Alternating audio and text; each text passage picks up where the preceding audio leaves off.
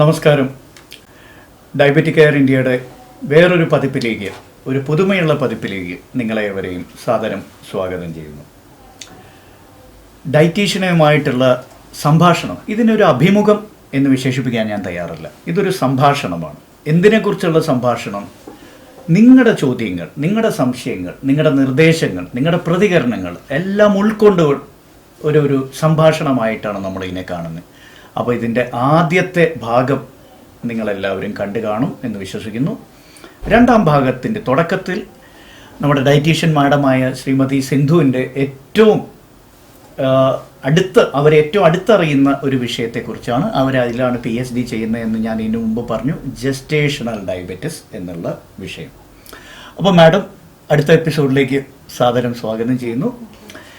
Gestational diabetes, അതായത് ഗർഭിണികളിൽ ആദ്യമായി കണ്ടുവരുന്ന പ്രമേഹമോ അല്ലെങ്കിൽ പ്രമേഹ രോഗിയായ ഒരു സ്ത്രീ ഗർഭം ധരിക്കുമ്പോൾ ഉണ്ടാകുന്ന ആ അവസ്ഥയെ ജസ്റ്റേഷണൽ ഡയബറ്റീസ് എന്ന് വിശേഷിപ്പിക്കുന്നു.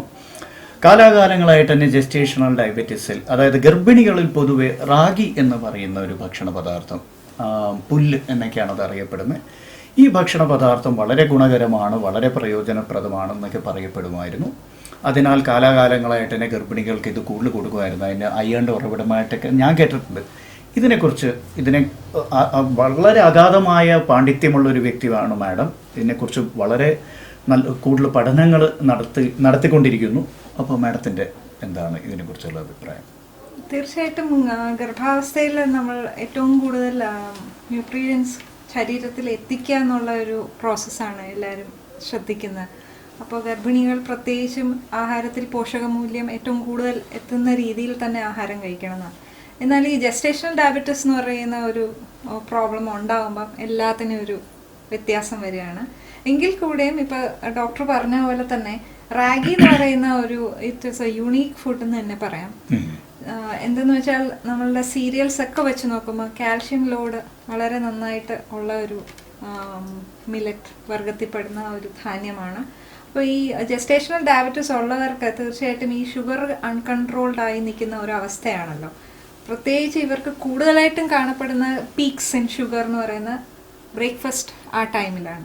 ഈ ബ്രേക്ക്ഫാസ്റ്റ് ടൈമിലെ മീൽ കുറച്ചുകൂടി ഒരു ഫൈബർ ഡെൻസിറ്റി കൊടുക്കുകയും അറ്റ് ദ സെയിം ടൈം ആ പീക്ക് ഇൻ ഷുഗർ വരാതിരിക്കാനും സഹായിക്കാൻ വളരെയധികം ഇമ്പോർട്ടൻ്റ് ആയിട്ടുള്ള ഒരു സീരിയലായിട്ട് വേണമെങ്കിൽ ഈ റാഗിയെ നമുക്ക് കൺസിഡർ ചെയ്യാം. ഈ റാഗി കഴിക്കുമ്പം തീർച്ചയായിട്ടും കുഞ്ഞുങ്ങൾ കഴിക്കുന്ന പോലെ ഒരു കുറുക്ക് രൂപത്തിലല്ലാതെ മേ ബി റാഗിയുടെ പുട്ടായിട്ട് വേണമെങ്കിൽ കിട്ടാം, അല്ലെങ്കിൽ റാഗി വെച്ച് അട പോലെ ഉണ്ടാക്കാം, ദോശ പോലെ ഉണ്ടാക്കാം. ഇങ്ങനെ ഏതെങ്കിലും ഒരു ഫോമിൽ കഴിക്കുകയും അതും സ്പ്ലിറ്റ് ചെയ്ത് കഴിക്കുകയാണെങ്കിൽ ഹെവി ഒരു ഫുഡായിട്ട് കഴിക്കാതെ, ഇപ്പം നമ്മൾ 3-4 ദോശയോ അങ്ങനെയാണ് നമ്മൾ കഴിക്കാൻ ഉദ്ദേശിക്കുന്നതെങ്കിൽ അതിനെ സ്പ്ലിറ്റ് ചെയ്യുക. 2 എണ്ണം ഇപ്പം ഒരു 8 മണിക്ക് കഴിക്കുകയാണെങ്കിൽ ബാക്കി 2 എണ്ണം 10 മണിക്ക്, അങ്ങനെ സ്പ്ലിറ്റ് ചെയ്തും കൂടെ കഴിക്കുകയാണെങ്കിൽ വളരെ ഇഫക്റ്റീവ് ഷുഗർ കൺട്രോൾ വരുന്നുണ്ട്. അതും റാഗിയിൽ ബാക്കി മിനറൽസ് ഒക്കെ അറ്റാച്ച്ഡ് ആയതുകൊണ്ട് പ്രോട്ടീൻ പാർട്ട് മാത്രം നമ്മളൊന്ന് കൊടുക്കാൻ സാമ്പാറോ അല്ലെങ്കിൽ എന്തെങ്കിലും കടലപ്പരിപ്പ് അങ്ങനത്തെ ഒരു വർഗം കൂടെ ആഡ് ചെയ്താൽ അത് ഒരു തരത്തിൽ തന്നെ ഒരു കംപ്ലീറ്റ് മീലായിട്ട്. അതൊന്ന് ശ്രദ്ധിക്കേണ്ട ഒരു കാര്യമാണ്. വളരെ പ്രയോജനപ്രദമായിട്ടുള്ള ഒരു കാര്യമാണ് ഇപ്പോൾ മാഡം വിശദീകരിച്ചിരിക്കുന്നത്. ഇനി അടുത്ത ഇതിലേക്ക് പോകാം. അതായത് ജസ്റ്റേഷണൽ ഡയബറ്റീസിൽ തന്നെ ഗർഭിണികൾ പൂർണ്ണമായിട്ടും ഒഴിവാക്കേണ്ടതായിട്ടുള്ള ഏതെങ്കിലും ഭക്ഷണ പദാർത്ഥം ചൂണ്ടിക്കാണിക്കാൻ പറ്റുമോ? ശരിക്കും പറഞ്ഞാൽ ഈ ഷുഗർ, പ്ലെയിൻ ഷുഗർ നമ്മൾ ഉപയോഗിക്കുന്നത് അത് തന്നെയാണ് ഇതിൽ അവോയ്ഡ് ചെയ്യേണ്ടതായിട്ട്. തീർച്ചയായിട്ടും അത് ഒരിക്കലും ഒരു റിസ്ക് എടുത്ത് നമ്മൾ ഉപയോഗിക്കേണ്ട ഒരു സാധനമാണ്. അതായത് വൈറ്റ് ഷുഗർ സാധാരണയായിട്ട് ഉപയോഗിക്കുന്നത്. അതുപോലെ എൻ്റെ അഡ്വൈസ് എന്ന് പറയുകയാണെങ്കിൽ ഈ ഷുഗറിന്റെ ബേസിൽ വരുന്ന സാധനങ്ങളൊക്കെ ഹണി, ശർക്കര, പിന്നെ കൽക്കണ്ടം, ഇങ്ങനത്തെ പനഞ്ചക്കര, ഇങ്ങനത്തെ എല്ലാ വസ്തുക്കളിലും നമ്മൾ നോക്കുകയാണെങ്കിൽ സൂക്രോസ് ഉണ്ടായിരിക്കും. ഇപ്പം തേനിലാണെങ്കിൽ ഫ്രക്ടോസ് ഉണ്ടാവും. പക്ഷെ പലർക്കും ഒരു തെറ്റിദ്ധാരണയുണ്ട്, പഞ്ചസാര ഉപയോഗിച്ചില്ലെങ്കിൽ തേനോ ശർക്കരയോ ഉപയോഗിക്കാം. അങ്ങനെ ഒരു കോൺസെപ്റ്റിൽ നമ്മൾ ആലോചിച്ച് ചിന്തിച്ച് ഇങ്ങനെ ഉപയോഗിക്കുമ്പം അത് തന്നെ ഒരു പീക്ക് ഉണ്ടാവാൻ സാധ്യതയുണ്ട്. അപ്പോൾ പൂർണ്ണമായിട്ട് ഒഴിവാക്കേണ്ടതെന്ന് പറഞ്ഞാൽ ഈ ഷുഗർ വർഗത്തിൽപ്പെടുന്ന സാധനങ്ങൾ വിത്തൗട്ട് ഒരു ട്രയൽ എറർ ഇല്ലാതെ ഉപയോഗിക്കുന്ന പ്രശ്നമാണ്. അമേരിക്കൻ ഗൈഡ് ലൈൻസിൽ തന്നെ സാധാരണ ഡയബറ്റിക് ആയിട്ടുള്ളവർക്ക് 1% ഷുഗർ ഉപയോഗിക്കാന്നൊക്കെ പറയുന്നുണ്ട്. എങ്കിൽ പോലും ഗർഭാവസ്ഥയിൽ ഇങ്ങനത്തെ റിസ്ക് ഒന്നും തൽക്കാലം എടുക്കാതെ. അപ്പൊ ഫ്രക്ടോസ് എന്നുള്ളത് വളരെയേറെ വിവാദങ്ങൾക്ക് കാരണമായിട്ടുള്ള ഒരു വാക്കാണ് അല്ലേ? ശരിയല്ലേ? അതായത് പ്രമേഹ രോഗികൾ ഗ്ലൂക്കോസ് ഉപയോഗിക്കരുത്, പക്ഷേ ഫ്രക്ടോസ് ഉപയോഗിക്കാം എന്നൊക്കെ പറയുന്നത് കേട്ടിട്ടുണ്ട്. എന്താണ് ഇതിനെ കുറിച്ചൊന്ന്? ഫ്രക്ടോസ് അടങ്ങുന്ന മിക്ക സാധനത്തിലും ഒരു പെർസെൻറ്റേജ് സൂക്രോസ് ഉണ്ടാവും. അപ്പോൾ അത് കൺസിഡർ ചെയ്യാതെ നമ്മൾ ഇതിൽ ഫ്രക്ടോസേ ഉള്ളൂ, ഞാൻ കൂടുതൽ അങ്ങ് ഉപയോഗിക്കാന്ന് വിചാരിച്ചിട്ടുള്ള ധാരണയാണ് അതിൽ തെറ്റ്. പിന്നെ ഷുഗർ ഉള്ള വ്യക്തികള് തീർച്ചയായിട്ടും ഒരു കല്യാണത്തിനോ അല്ലെങ്കിൽ ഒരു പാർട്ടിയിലോ പോകുമ്പോൾ ഇഷ്ടപ്പെട്ട ഒരു ഗുലാബ് ജാമുൻ അല്ലെങ്കിൽ ഒരു പായസം അല്ലെങ്കിൽ ഒരു കഷ്ണം കേക്ക് അല്ലെങ്കിൽ ഒരു സ്കൂപ്പ് ഐസ്ക്രീം, ഇങ്ങനെ പലതും നമ്മൾ കഴിക്കുന്നുണ്ടാവും. അപ്പൊ ഇങ്ങനത്തെ സന്ദർഭത്തിൽ നമുക്ക് ഇതുപോലെ തന്നെ നമ്മൾ ഡയറക്റ്റ് ഷുഗർ ആണ് ഉപയോഗിക്കുന്നത്. അപ്പം ഈ ഹണി ആണെങ്കിൽ ഇപ്പൊ ഞാൻ പറഞ്ഞ മറ്റുള്ള ഷുഗർ ബേസ്ഡ് സാധനങ്ങളാണെങ്കിലും നമ്മളുടെ മീലിനൊപ്പം ഒരു ഫൈബർ ഡെൻസിറ്റി കൊടുത്തിട്ടുള്ള ഒരു മീലിനൊപ്പം കുറഞ്ഞ അളവിൽ കഴിക്കുകയാണെങ്കിൽ ഇതെല്ലാം ഒരുമിച്ച് ഡൈജസ്റ്റ് ചെയ്യുകയും ഒരുമിച്ച് ഡൈജസ്റ്റ് ചെയ്തതിന്റെ ഒരു എൻഡ് പ്രോഡക്റ്റ് ആയിട്ടാണല്ലോ ഗ്ലൂക്കോസ് വരുന്നത്. അപ്പൊ ആ സഡൻ പീക്കിനെ ഉണ്ടാക്കാതെ തടസ്സം ക്രിയേറ്റ് ചെയ്യാൻ ഫൈബർ ഒക്കെ ഉള്ളതുകൊണ്ട് ഒരു ഹൈക്കാവും. ഞാൻ ഹൈക്ക് ചെയ്യുന്നില്ല, ബട്ട് അതിന്റെ ഡ്യൂറേഷൻ ഇത്തിരി സ്ലോ ആയിരിക്കും. അങ്ങനെ കുറെ ഒബ്സർവേഷൻസ് നടന്നിട്ടുണ്ട്. അത് കാരണത്താലാണ് ഡയബറ്റിക് ആയിട്ടുള്ള ഒരാള് എനിക്ക് മധുരം കഴിക്കാനേ പാടില്ല എന്നൊരു ചോദ്യം വരുമ്പോ വൺസ് ഇൻ എ വൈൽ എന്നുള്ള ഒരു ഓപ്ഷനിൽ നമ്മൾ ഒരു ചെറിയ മധുരം കഴിച്ചോളാൻ പറയുന്നത്. കൂടാതെ ഇതിൽ ശ്രദ്ധിക്കേണ്ട ആ ഫൈബറിന്റെ ഒരു എലിമെന്റ് വേണം. ബുഫേയിലൊക്കെ നമ്മൾ ആഹാരം കഴിക്കാൻ പോകുമ്പോൾ ആദ്യമേ നമ്മൾ ഡെസേർട്ട് സെക്ഷൻ എന്താണെന്ന് നോക്കിയിട്ട് ഇവിടെ ചോറ് കുറയ്ക്കുന്നുണ്ടാവും, അല്ലെ ചിക്കൻ കഴിക്കണ്ട അത് കുറയ്ക്കുന്നുണ്ടാവും, പച്ചക്കറി തൊട്ടിട്ടുണ്ടാവില്ല. നേരെ പോയി ഞാൻ ഇത്രയും കാർബോഹൈഡ്രേറ്റ്സ് ഒക്കെ കുറച്ചല്ലോ, ഒരു ഗുലാബ് ജാമുനോ ഒരു സ്കൂപ്പ് ഐസ്ക്രീം കഴിക്കുമ്പോൾ കൂടുന്നുണ്ട്. പക്ഷെ സ്റ്റാർട്ടിങ് മീല് കുറച്ചൊരു സൂപ്പ് കഴിച്ചു, ഒരു ബൗൾ സാലഡ് കഴിച്ചു, അത്ര കഴിച്ചപ്പോൾ തന്നെ വയറൊരു വിധമായി. അപ്പൊ കുറച്ച് ചോറേ കഴിക്കാൻ പറ്റുള്ളൂ. ഇങ്ങനെ ഒരു വ്യക്തി ഒരു സ്മോൾ എമൗണ്ട് ഷുഗർ തന്നെ സിമ്പിൾ ഷുഗർ ഒരു ചോക്ലേറ്റിന്റെ ഒരു കഷ്ണം കഴിക്കാം, ഇങ്ങനെ ഉണ്ടായാലും അങ്ങനെ ഒരു പ്രശ്നം വരുന്നില്ല. വെരി ഹെവി പീക്ക് ആയിരിക്കില്ല, ഒരു gradual peak. So I think the key is the fibre. അതൊരു വളരെ ശ്രദ്ധിക്കേണ്ട ഒരു കാര്യം തന്നെയാണ്. കാരണം നമ്മൾ ഫൈബറിനെ കുറിച്ച് ചിന്തിക്കാറില്ല പലപ്പോഴും. ആൻഡ് ഫൈബേഴ്സ് തന്നെ പല ഇനം ഉണ്ട് അല്ലെ? സോലബിൾ ഫൈബേഴ്സ് ഉണ്ട്, ഇൻസോലബിൾ ഫൈബേഴ്സ്. ഇതിൽ പ്രമേഹ രോഗികൾക്ക് കൂടുതൽ പ്രയോജനപ്രദം ഏതാണ് മാഡത്തിന്റെ അഭിപ്രായത്തിൽ?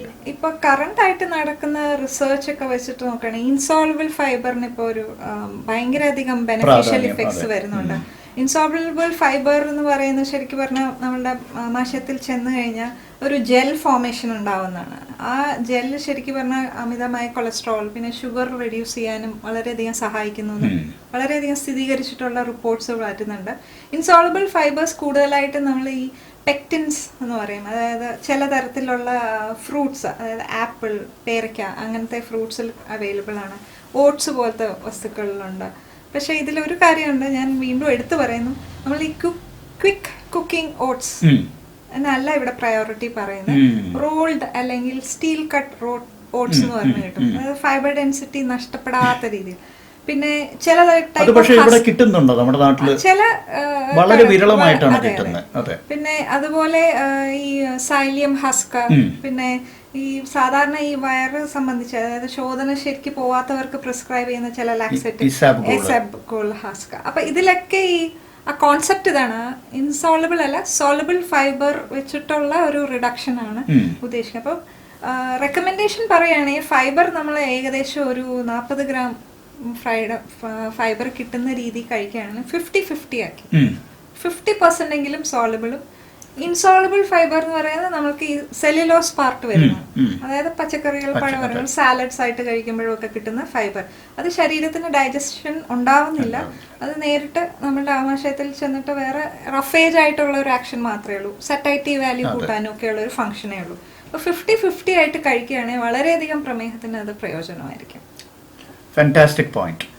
കാരണം ഈ ഫൈബേഴ്സിനെ കുറിച്ച് കുറേ കൺഫ്യൂഷൻ ഇപ്പോൾ ഈയിടെയായിട്ട് കണ്ടിട്ടുണ്ട്. അപ്പോൾ ജസ്റ്റേഷണൽ ഡയബറ്റീസിൽ ഫൈബേഴ്സ് ഉണ്ട്.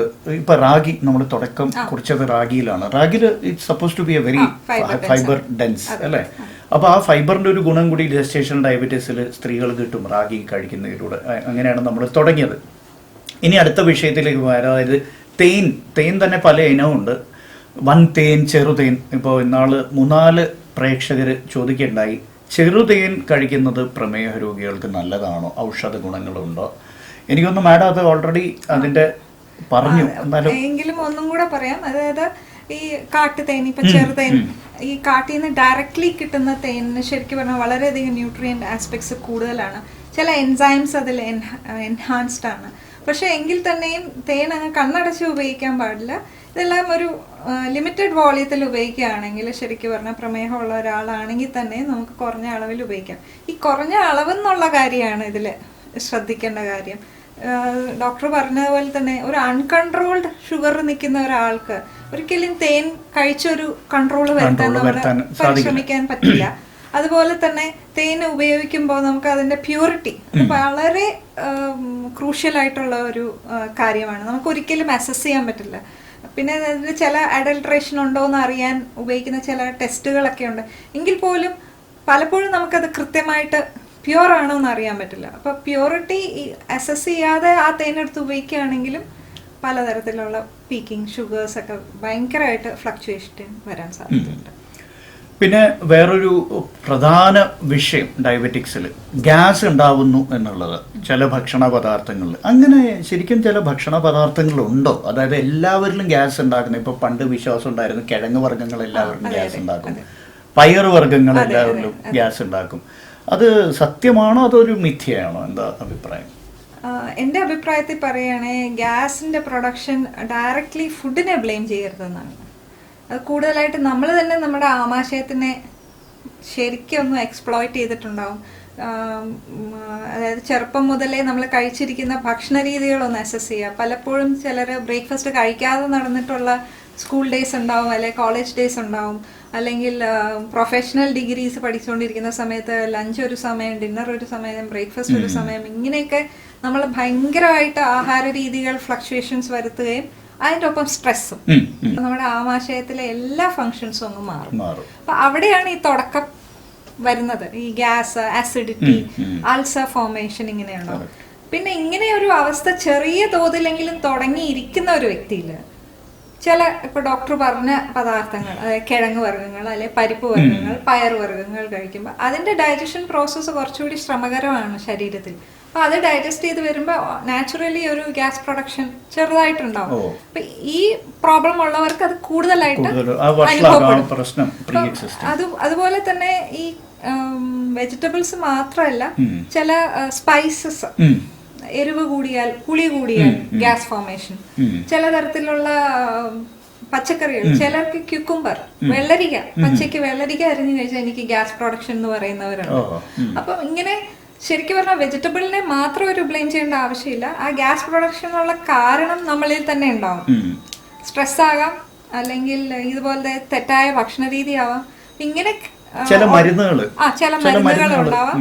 അപ്പൊ ഇങ്ങനെയുള്ള സിറ്റുവേഷൻസ് കൈകാര്യം ചെയ്യേണ്ട എങ്ങനെയാന്ന് പറഞ്ഞു കഴിഞ്ഞാൽ, മീൽസിനെ സ്പ്ലിറ്റ് ചെയ്ത് അധികം ഗ്യാപ്പ് വിടാതെ ഒരു 2-3 hours ഗ്യാപ്പ് വെച്ചിട്ട് ആഹാരം കഴിക്കുകയാണ് ഈ ഗ്യാസ് പ്രൊഡക്ഷൻ നല്ലപോലെ സപ്രസ് ചെയ്യാൻ പറ്റും. പിന്നെ ചെയ്യേണ്ട 1-2 കാര്യങ്ങൾ, ഈ നമ്മൾക്ക് ഒബ്സർവൻസ്, ബൈ ഒബ്സർവൻസ്. ഇപ്പൊ കിഴങ്ങ് കഴിക്കുമ്പോൾ കൂടുതലായിട്ട് തോന്നുകയാണെങ്കിൽ ആ കിഴങ്ങിന്റെ ഒപ്പം വേറെ പച്ചക്കറികളും കൂടെ ഇൻക്ലൂഡ് ചെയ്ത് കഴിക്കുക. അനദർ ഓപ്ഷൻ പറയുകയാണെങ്കിൽ പയറ് വർഗ്ഗങ്ങൾ. പയർ എപ്പോഴും എല്ലാവർക്കും ഒരു ഭയമാണല്ലോ. പയറിനെ മുളപ്പിക്കുമ്പോൾ അതിൽ വൈറ്റമിൻ സി ഇൻക്രീസ് ആവുന്നുണ്ട്, ഫൈബർ ഇൻക്രീസ് ആവും.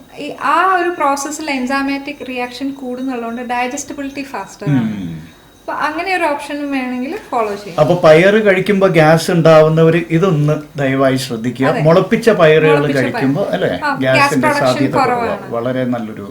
അപ്പൊ ഇങ്ങനത്തെ ചില ഓപ്ഷൻസ് ഒക്കെ നമുക്ക് ഫോളോ ചെയ്യാം. പിന്നെ തീർച്ചയായിട്ടും ഗ്യാസ് പ്രൊഡക്ഷൻ വളരെയധികം അൺകംഫർട്ടബിൾ സിറ്റുവേഷൻസ് വരുത്തുകയാണെങ്കിൽ സ്പൈസസ്, അല്ലെങ്കിൽ നമ്മൾ ഉപയോഗിക്കുന്ന പുളി, ഇതെല്ലാം ആഹാരത്തിൽ കുറയ്ക്കണം. ഒരു ബ്ലാൻഡ് ഈറ്റിംഗ് ഹാബിറ്റിലേക്ക് മാറുകയും അറ്റ് ദ സെയിം ടൈം നമ്മൾ ആഹാര രീതി ഇങ്ങനെ സ്പ്ലിറ്റ് ചെയ്ത് കഴിക്കുന്ന ഒരു രീതിയും കൂടെ ഫോളോ ചെയ്യുകയാണെങ്കിൽ ഒരു റിമാർക്കബിൾ ആയിട്ട് നമുക്ക് ഈ ഗ്യാസ് പ്രൊഡക്ഷന്റെ സിംറ്റംസിന് റിലീഫ് കിട്ടും. പലർക്കും വളരെ പ്രയോജനപ്രദമായിട്ടുള്ള ഒരു പതിപ്പായിരുന്നു ഇത് എന്ന് എനിക്ക് ഉറപ്പുണ്ട്. നിങ്ങൾക്കും അതിൽ യാതൊരു സംശയം ഉണ്ടായിരിക്കില്ല. കാരണം ഏറ്റവും കൂടുതൽ സംശയങ്ങൾ ചോദിച്ചുകൊണ്ടിരിക്കുന്ന വിഷയങ്ങളെക്കുറിച്ചാണ് നമ്മളിവിടെ ഈ പതിപ്പിലൂടെ ചർച്ച ചെയ്യാൻ ശ്രമിച്ചിരിക്കുന്നത്.